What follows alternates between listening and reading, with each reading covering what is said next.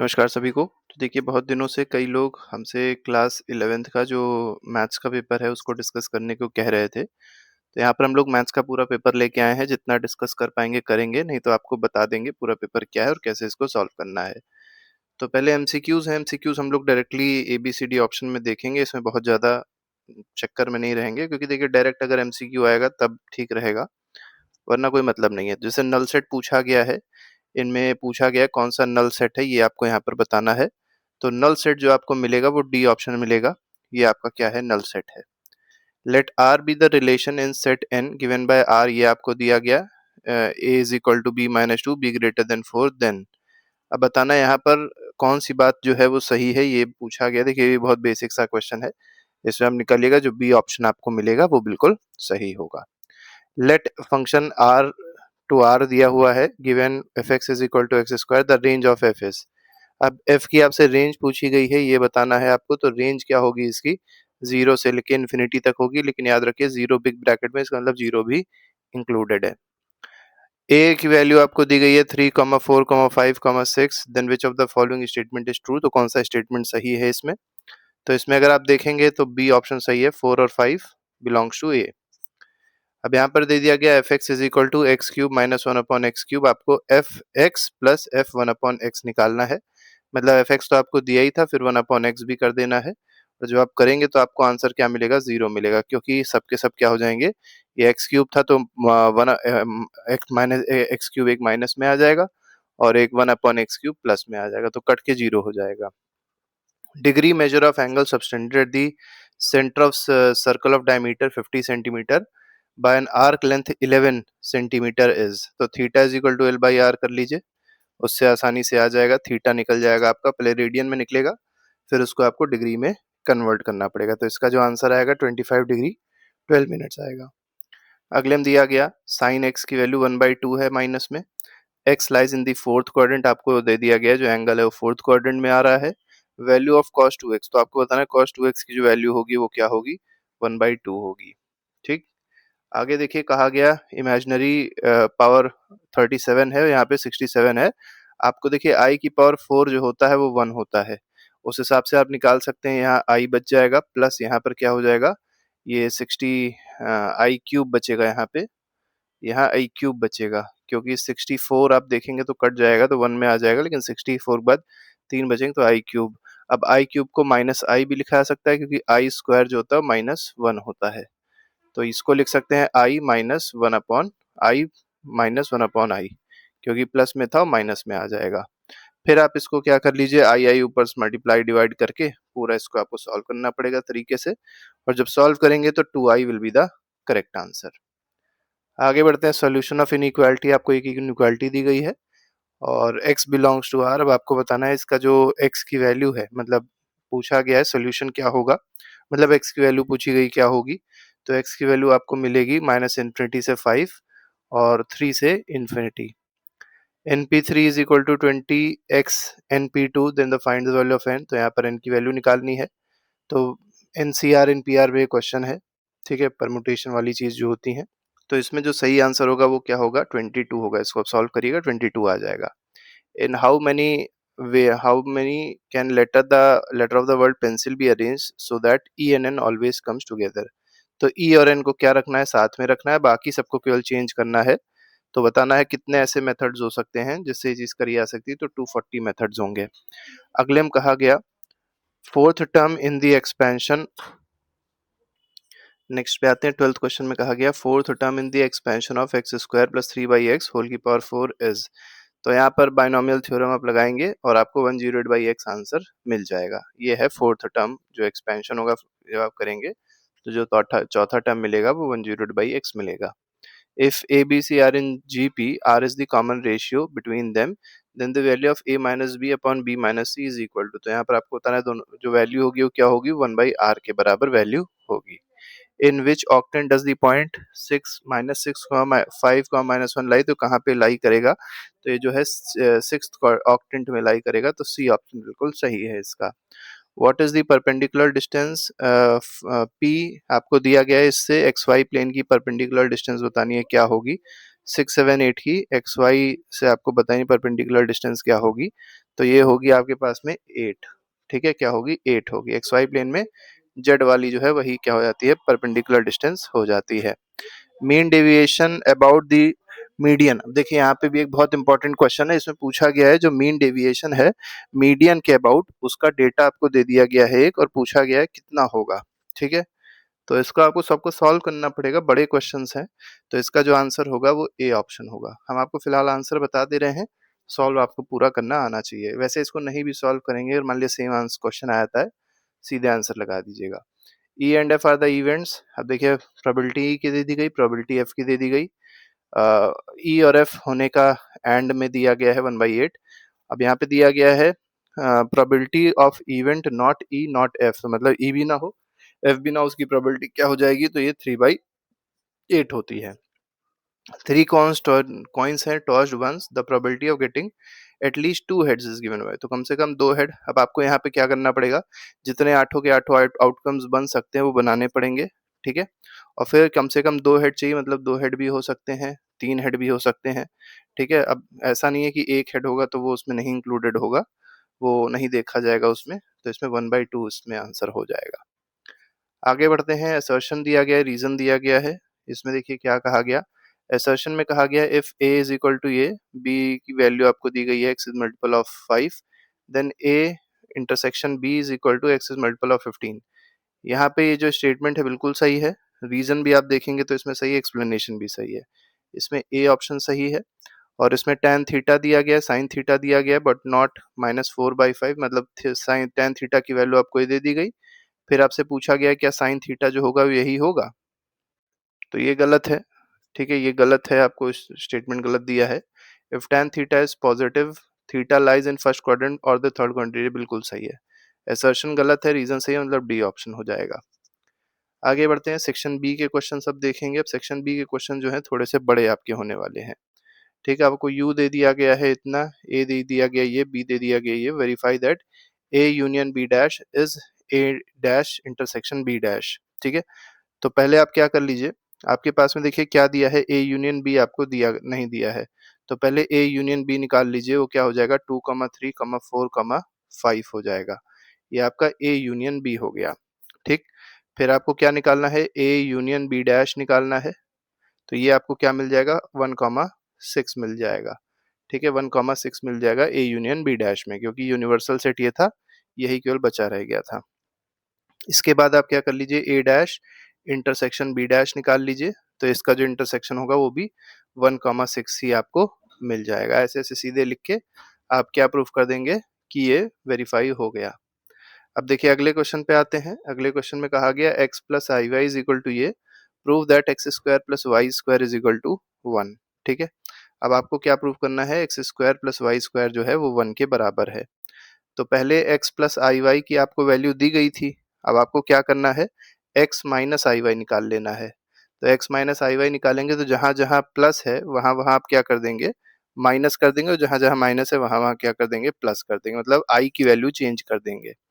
तो देखिए यहाँ हो जाएगा a minus i b upon a plus i b, ये हो जाएगा आपका। अब आपको क्या करना पड़ेगा, एक काम ये करना पड़ेगा, ये जो फर्स्ट इक्वेशन इसको मान लीजिए, सेकेंड इक्वेशन इसको मान लीजिए, दोनों को मल्टीप्लाई कर दीजिए, तो x प्लस आई वाई हो गया, और यहाँ पर x माइनस आई वाई हो गया। मल्टीप्लाई करेंगे तो यहाँ पर देखिए क्या बच जाएगा, यहाँ आ जाएगा a plus i b upon a minus i b, ठीक, ये एक ब्रैकेट में हुआ, और दूसरे ब्रैकेट में a minus i b upon a plus i b. अब आपको पता है ये कट गया इससे, ये कट गया इससे, इधर आ गया 1, और इधर आप देखेंगे a plus b a minus b, तो a square minus b square, तो अब a square minus b square जब आप देखेंगे तो ऐसे आएगा x square minus i y का होल स्क्वायर। अब आई स्क्वायर जो होता है, तो देखिए यहाँ पे क्या करना पड़ेगा, यहाँ पे as it is x square लिख दीजिए, यहाँ पर हो जाएगा i square y square, i square की वैल्यू -1 होती है, तो ये बन जाएगा x square plus y square. तो इस तरीके से आपका ये सॉल्यूशन हो जाएगा, ठीक है। आगे बढ़ते हैं, आपसे पूछा गया tan 13π/12 की जो वैल्यू होगी, ये आपसे पूछी गई 13π/12 की वैल्यू क्या होगी, tan में आपको दिया गया है। तो आप इसको ऐसे लिख सकते हैं, tan पाई प्लस π/12 लिख सकते हैं, और tan पाई प्लस π/12 क्या हो जाएगा, tan π/12 हो जाएगा। तो tan π/12 will be the value. लेकिन 10 पाई बाई 12 को फिर लिखा कैसे जाएगा? तो इसको ऐसे लिख सकते हैं 10 pi by 3 minus pi by 4। ठीक है। अब यहाँ पे 10x माइनस वाई का फॉर्मूला लगा लीजिए, 10x minus 10y upon 1 plus 10x 10y। ठीक है, हो जाएगा 10x pi by 3 plus 10y मतलब 10 pi by 4 whole upon 1 plus 10 pi by 3 into 10 pi by 4। आप इसको अब सॉल्व कर लेंगे, वैल्यू पुट कर लेंगे, तो आपको क्या मिल जाएगा? ये मिल जाएगा root 3 minus 1 upon 1 plus root 3 मिल जाएगा। तो ये हो जाएगा 2 माइनस अंडर रूट ऑफ 3। तो ये आपका इसलिए सही आंसर हो जाएगा। आगे बढ़ते हैं, अगले क्वेश्चन पे आएंगे। अगला क्वेश्चन देखेंगे। अगले क्वेश्चन में देखिए क्या कहा गया। यहाँ पर पूछा गया prove that cos 6x is equal to 32 cos की पावर 6x माइनस 48 cos की power 4x plus 18 cos square x minus 1। अब आपको क्या करना है? इसको प्रूव करना है, प्रूविंग करनी है, बहुत सिंपल सी प्रूविंग है। तो देखिए इसको क्या लिख सकते हैं? cos 6x को लिख सकते हैं cos 2 इंटू 3x, इस तरीके से इसको लिख सकते हैं। अब ये क्या हो जाएगा? ये आपका cos 2x मतलब ये आपका x हो गया और ये 2x हो गया। तो cos 2x का फॉर्मूला लगा लीजिए 2 cos स्क्वायर x माइनस 1। लेकिन यहाँ पर x किया क्या पुट किया जाएगा? 3x पुट किया जाएगा, ये बात याद रखिएगा। तो 2 cos स्क्वायर 3x माइनस 1 हो गया।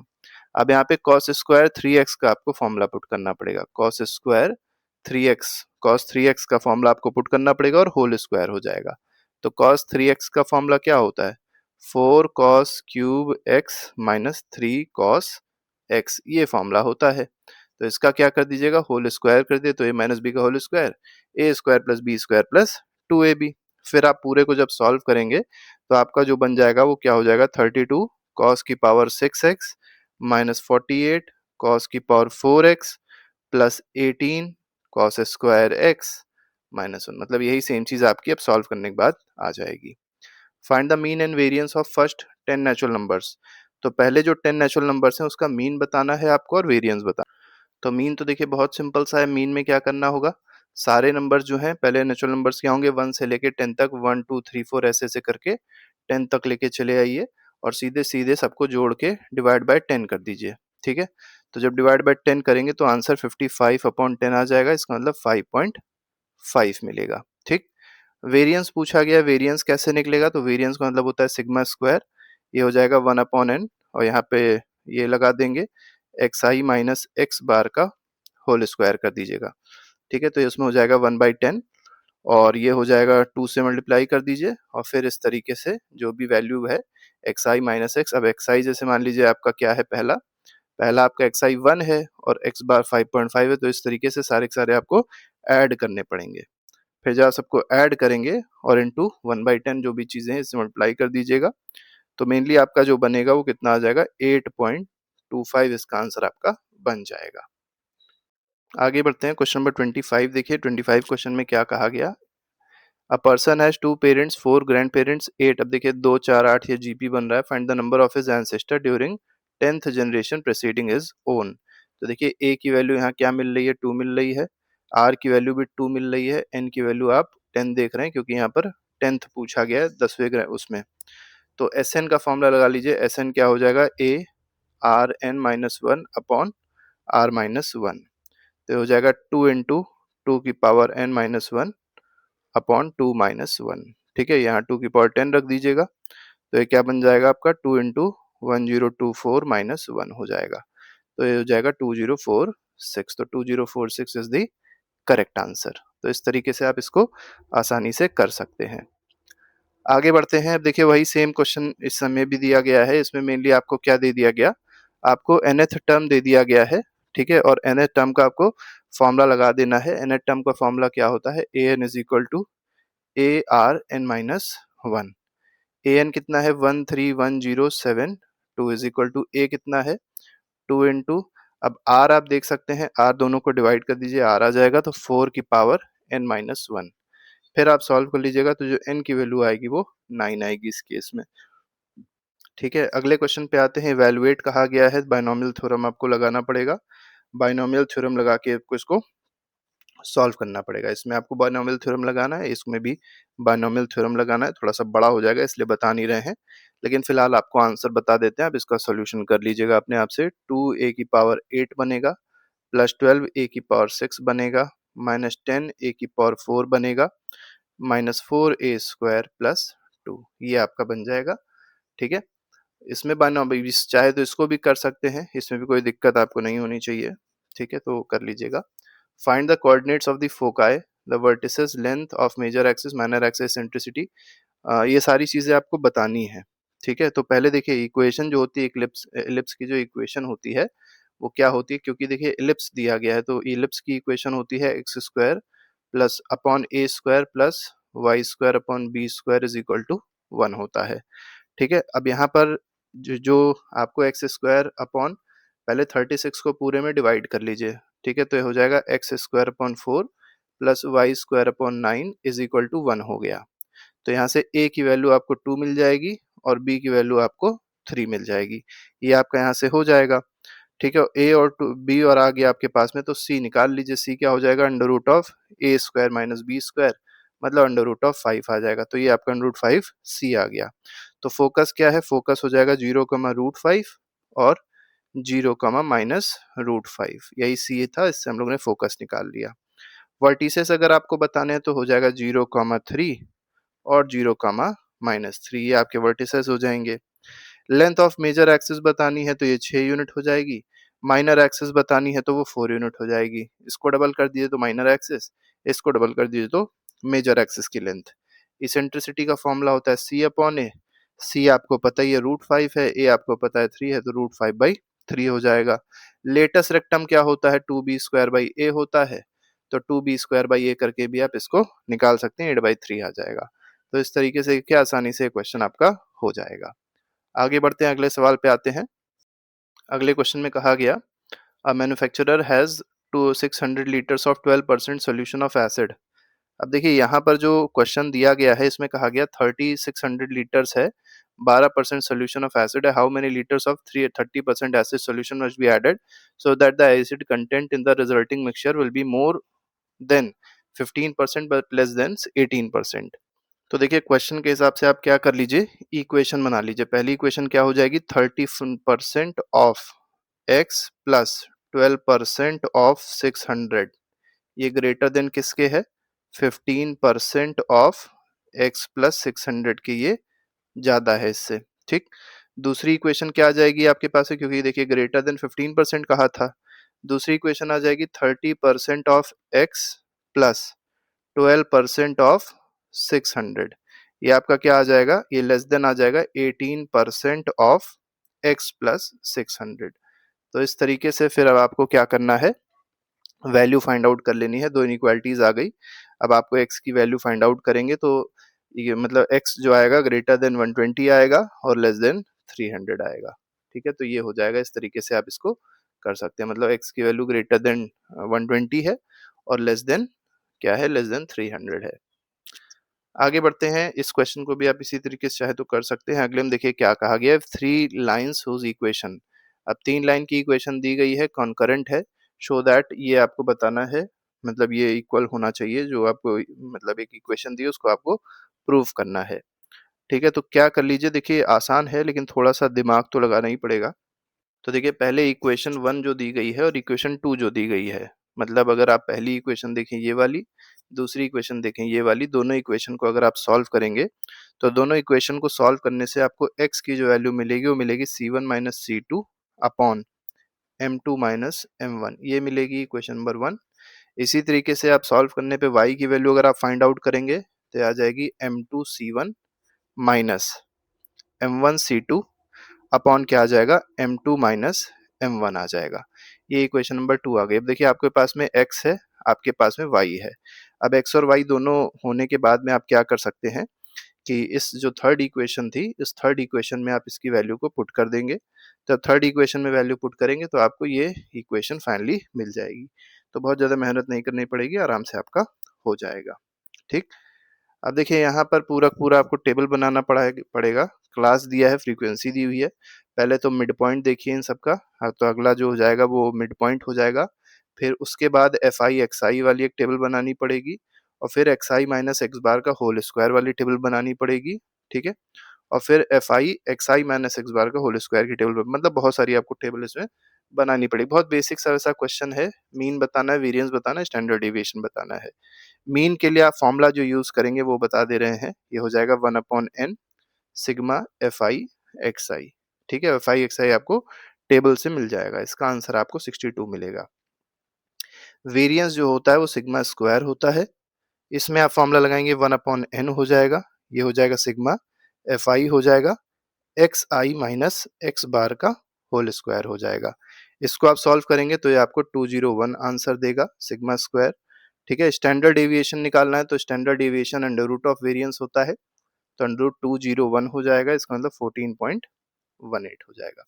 तो इस तरीके से आप क्या कर सकते हैं, सॉल्व कर सकते हैं इक्वेशंस को। आगे बढ़ते हैं, सेक्शन डी देखेंगे। सेक्शन डी में जो क्वेश्चंस दिए गए हैं वो किस तरीके के हैं। यहाँ पर देखिए, S be the sum, P be the product, R be the sum of reciprocal, GP का दिया है पी स्क्वायर आर की power n is equal to S की पावर एन, ये आपको प्रूफ करना है। तो देखिए इन सब की प्रूविंग आपको आनी चाहिए। ठीक है, तो ये बहुत बड़ी बड़ी प्रूविंग्स हैं, तो इसको यहाँ पर लिखना थोड़ा सा कठिन हो जाएगा। फाइंड दी डेरिवेटिव, अब यहाँ पर आपको डेरिवेटिव बताना है कि डेरिवेटिव क्या हो जाएगा इसका। तो डेरिवेटिव एफ डैश एक्स निकालने के लिए आपको फॉर्मूला लगाना पड़ेगा F x plus H minus F x upon H. तो यहाँ पर देखिए एफ एक्स आपको दिया हुआ था और आपको एफ एक्स प्लस एच रखना पड़ेगा, फिर सबके फॉर्मूले पुट करने पड़ेंगे। तो आप देखेंगे cos x minus sine x formula इसका बन जाएगा। ठीक है, तो ये पूरा आपको सॉल्व करना पड़ेगा। अगले में डोमेन और रेंज पूछी गई है, डोमेन और रेंज आपको बतानी है। तो यहाँ पर आप देख सकते हैं, यहाँ पर जो डोमेन रेंज दी गई है x comma 1/1 minus x square. तो डोमेन जो होगी, मतलब जो डोमेन होगी वो क्या हो जाएगी, आर माइनस -1, ये सब देखिए डोमेन और रेंज, ये सब चीजें आपको निकालना आना चाहिए। नहीं आता है तो पढ़ लीजिएगा। हम आपको अब सीधे क्वेश्चंस बता देते हैं क्या क्या है। जैसे प्रूविंग करनी है यहाँ पर, तो प्रूविंग है इसमें, और इसके बाद ये x की वैल्यू दी गई है, आपको ये बताना है इसकी वैल्यू क्या होगी, sin x/2, cos x/2, tan x/2। अब ये सब चीजें थोड़ी सी आप अगर बुक में भी देखेंगे तो आपको मिल जाएंगे, ऐसे क्वेश्चंस कुछ नहीं है। सेक्शन ई देख लीजिए, यहाँ पर पहला क्वेश्चन जो है 3 केस स्टडी बेस्ड क्वेश्चन है। देखिए यहाँ पर केसेस आपको दिए गए हैं। जैसे पहला दे दिया गया आपको, इसमें पूछा गया if one player must be included. तो आपको देखिए ये एक पैराग्राफ दिया गया है और इसमें बोला गया है state cricket authority has to choose a team of 11 members, from this the authority has asked two coaches of a government academy to select the team members that have experience as well as best performance in last 15 matches. They have to make a team of 11 cricketers among 12 possible candidates. अब क्या दिया गया, in how many ways can the final 11 be selected from 15 cricket players. तो 15 cricket players हैं, तो कितने veg हो सकते हैं इसमें, 14 सी 10 आप रख लीजिए, ये आंसर आ जाएगा 1001। One of them who is in bad form must be excluded, तो अगर एक को एक्सक्लूड करना है तो वेज कितने हो जाएंगे, तो 14 सी 11 हो जाएंगे वेज। ठीक है, 14 सी 11 का मतलब 336 तरीके हो जाएंगे। ठीक, अगले में कहा गया two of them being leg spinners only one leg spinner must be included. केवल एक ही लेग स्पिनर को इंक्लूड किया जाएगा, तो 2C1 इसको कर लीजिए, मल्टीप्लाई कर दीजिए किससे, 13C10 से मल्टीप्लाई कर दीजिए, आंसर क्या आ जाएगा, 572 आ जाएगा। अगले में कहा गया 6 players can ball and team must include 5 bowlers, 5 bowlers होने चाहिए, तो 6C5 पहले बॉलर्स आ गया, उसके बाद 9C6 आ गया, तो 504 इज द करेक्ट आंसर। अगले पे आते हैं। अगला क्वेश्चन देखिए इसी तरीके का है, ये आपको एक डायग्राम दे दिया गया है, ए बी सी 3 मतलब आपको वैल्यूज दे दी गई हैं, कोऑर्डिनेट का क्वेश्चन है ये मेनली। इसमें क्या पूछा गया, consider the triangle A B C, आपको दे दिया गया है shown the figure, A D is the median, A D आपको मीडियन दी हुई है, A M is the altitude, A M आपको ऑल्टीट्यूड दे दिया गया है, find the equation of B C. अब आपको बी सी की इक्वेशन देखिए, 2 पॉइंट के बीच में जो इक्वेशन है तो बहुत आसानी से बताया जा सकता है ना, तो इसमें तो कोई आपको खास दिक्कत नहीं होनी चाहिए। तो इसकी इक्वेशन बता दे रहे हैं, x plus 3y minus 7 equal to 0। ठीक है, length of altitude A M, अब ए एम की आपको लेंथ बतानी है कि ए एम जो आपको दिया गया उसकी लेंथ जो होगी वो क्या होगी। तो ए एम की जो लेंथ हो जाएगी वो कितनी हो जाएगी, ये 3√10/5 हो जाएगी, 3√10/5 हो जाएगी। इसके बाद आपको क्या कहा गया, find the equation of altitude A M. अब ए एम की आपको इक्वेशन बतानी है, ए एम की इक्वेशन क्या होगी। ठीक, अब am जो ऑल्टीट्यूड है उसकी इक्वेशन क्या हो जाएगी, तो y minus four is equal to 3 bracket में x माइनस वन, ये आप सॉल्व कर लीजिए, ये आपकी इक्वेशन बन जाएगी। ठीक है, तो इस तरीके से आप आसानी से इसको कर सकते हैं। ये तीसरा आपको दिया गया है, यहाँ प्रोबेबिलिटी पूछी गई है कि प्रोबेबिलिटी क्या होगी, ये बताना है आपको इसमें। तो पहला देखिए, पहले में क्या कहा गया, देखिए यहाँ पर अगर आप देखेंगे तो ऊपर से पहले इसको समझना पड़ेगा पूरा। ठीक है, कि नेम दिया है, सेक्स दिया है, एज इन ईयर्स दिया हुआ है। A person is selected at random from this group to act as spokes person, उसको बनाया गया। Based on the above information answer the following question, what is the probability that spokes person will be either female or over 35 years. तो मतलब या तो वो female हो या तो 35 साल से ऊपर की एज का हो, ये आपको बताना है इसमें क्या होगा। तो इसमें 3/5 आंसर बनेगा, और लास्ट वाले में अगर आप देखेंगे तो 1/5 आंसर बनेगा। ठीक है, तो ये आप दोनों कर लीजिएगा सॉल्व। तो इस तरीके से पूरा पेपर था। कई लोग बहुत दिनों से परेशान थे। पेपर अगर मान लीजिए सेम आपका आ जाता है बाय चांस, तो आप जो बताया है अगर उतना भी कर लेंगे तो आपको अच्छे खासे नंबर बन जाएंगे। और जो क्वेश्चन नहीं बताए हैं उसको आप अपने आप से थोड़ा बहुत ढूंढ ढूंढ लीजिएगा, मिल जाएंगे क्वेश्चन, ऐसा नहीं कि नहीं अवेलेबल है। ठीक है, तो इस तरीके से ये क्वेश्चन था। सभी को गुड लक।